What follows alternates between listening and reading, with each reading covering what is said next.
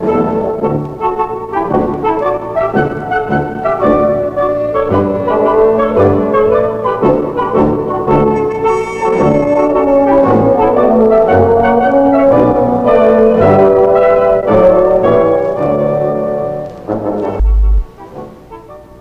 call the years of American history between 1783 and 1788 a difficult period is stating the case rather mildly. It was almost an impossible period. There was nominally a federal government. It had no power. There were in actuality 13 state governments, each as different as apples and oranges, each strong, autonomous, and unwilling to relinquish one iota of its power to the central government. It did not take long under this government of chaos for the very new nation that was America to begin to dissolve into a jelly of local petty feuds which left it wide open to sudden foreign attack. How did things get into such a state? It all started right before the Revolution. In 1776, the American colonies had declared themselves free and independent. The long-awaited step, dreaded by some, hoped for by others, had at last been taken. The colonies themselves, England and the rest of the world, were told that America had separated itself forever from the mother country. "We are English subjects no longer," proclaimed the Declaration of Independence in essence. "We are free of you and your taxation, your troops, your high-handed treatment, your search warrants, your trade monopolies, your king.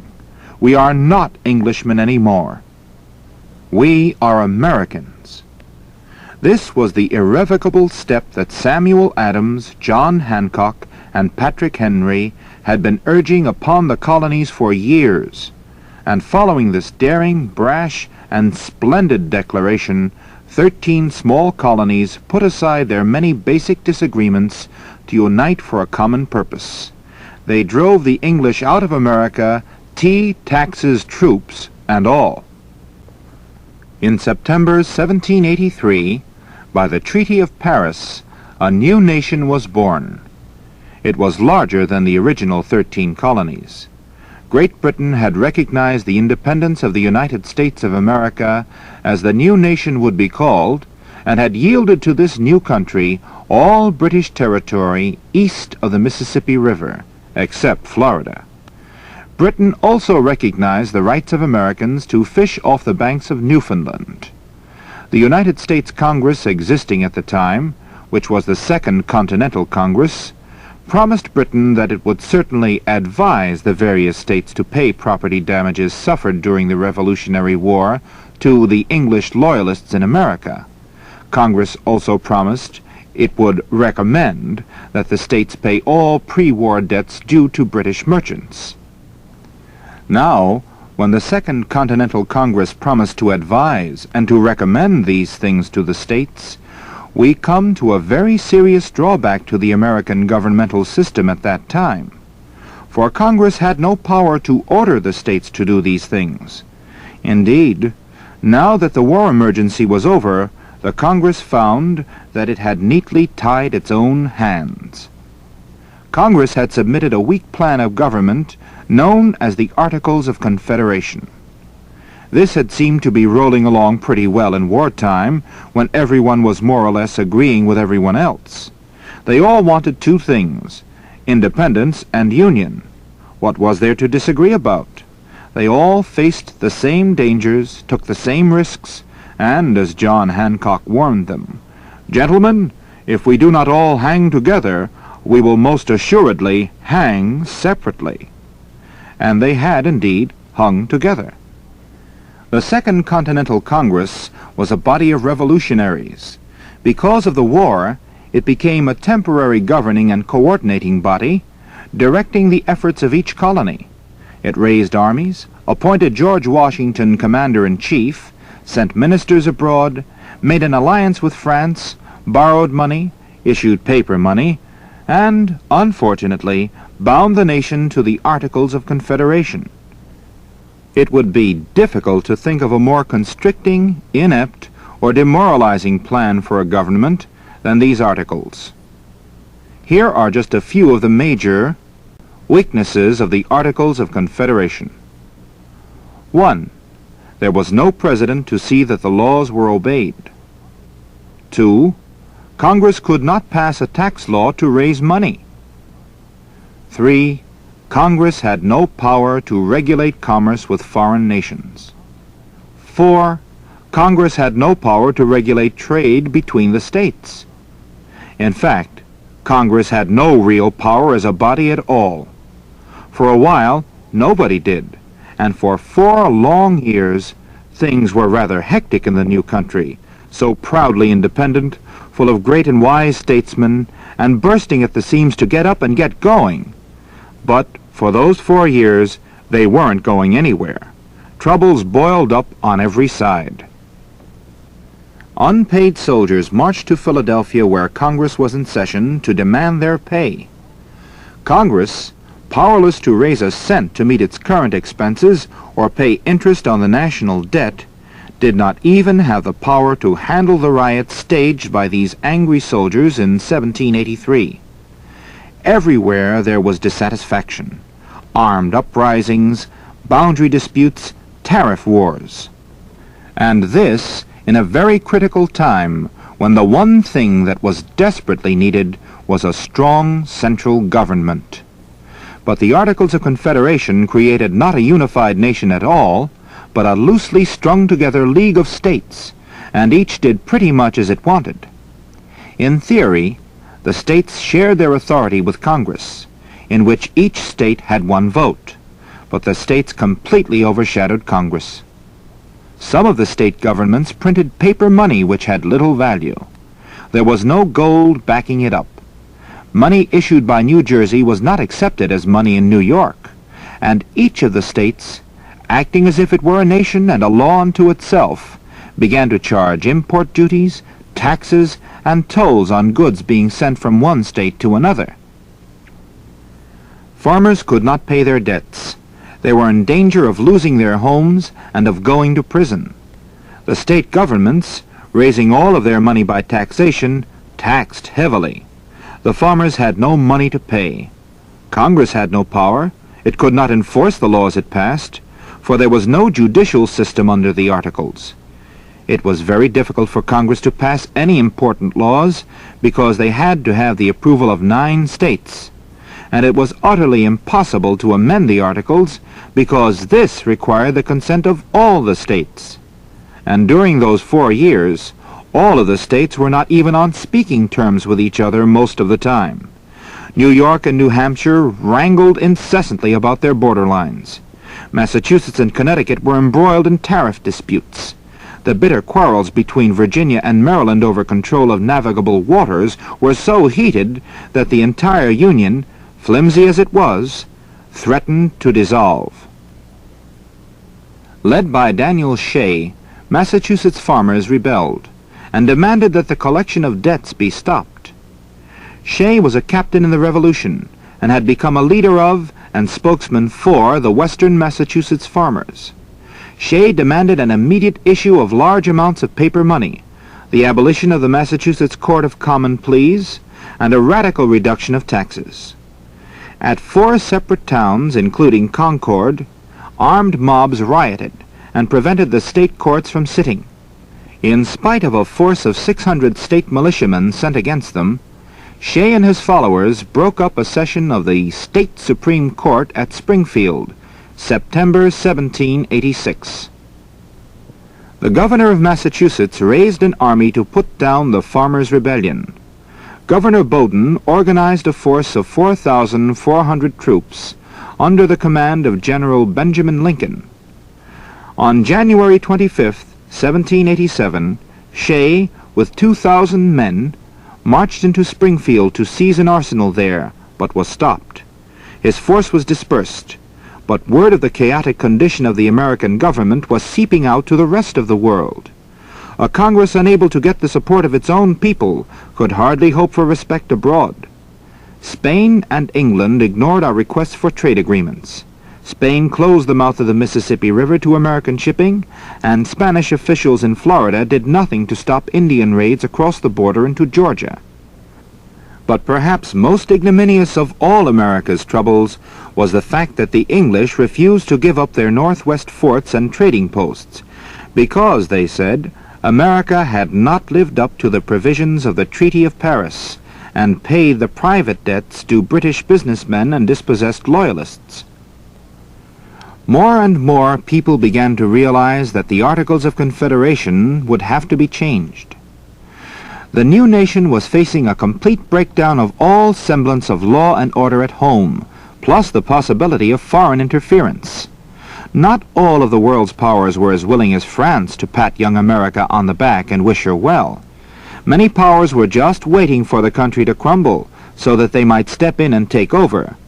England, indeed, never quite gave up this hope, up to and including the Civil War, when she aided the South in secret. At Washington's urging, Alexander Hamilton suggested a meeting of the state's delegates at Philadelphia to consider ways of strengthening the national government. Delegates were selected to attend a convention to change the Articles of Confederation. 55 men, representing every state except Rhode Island, gathered together in 1787. It was to be an enormous undertaking. Many of the delegates were personal enemies as well as political opponents. Many came solely interested in the good of their own states and were prepared to stand pat and not give an inch on anything. The great statesman and orator Patrick Henry of Virginia refused to come at all, as did Samuel Adams and Richard Henry Lee. So strongly did they oppose any centralization of government. Thomas Jefferson was not there, but serving as minister to France at the time. John Adams was in England, but there were many who came determined to save what had been so dearly bought. Best known and most popular delegate was George Washington of Virginia. He was chairman of the convention. He had been trying for years to get something done to knit the various factions together. He had met with many leaders at his home in Mount Vernon in an attempt to organize just such a convention. Washington, a Federalist, was one of the chief supporters of the Constitution which was finally drafted.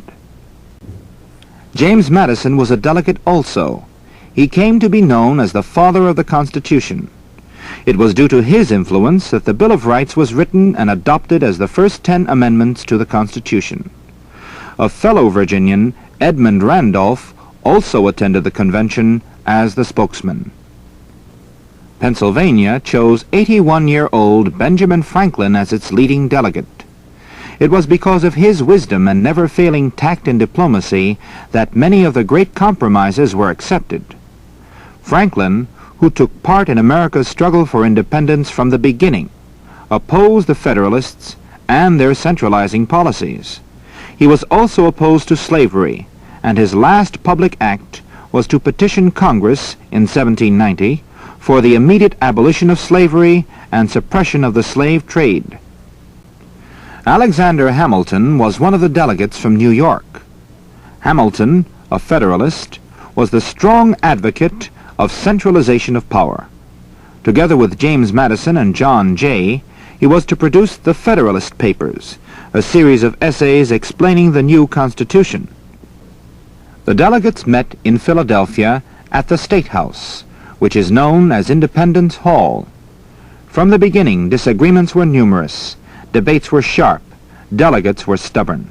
A division in the general thinking of the nation made itself plain, and the same division of opinion exists up to today. It boiled down to states' rights versus strong centralized federal power. Of course, there were many areas in which they were all in agreement. They had learned the hard way that Congress must have the power to tax and to regulate trade. They knew they must create a strong executive and a separate judicial system. They realized that there must be full protection of property rights. But they were there only to revise the Articles of Confederation.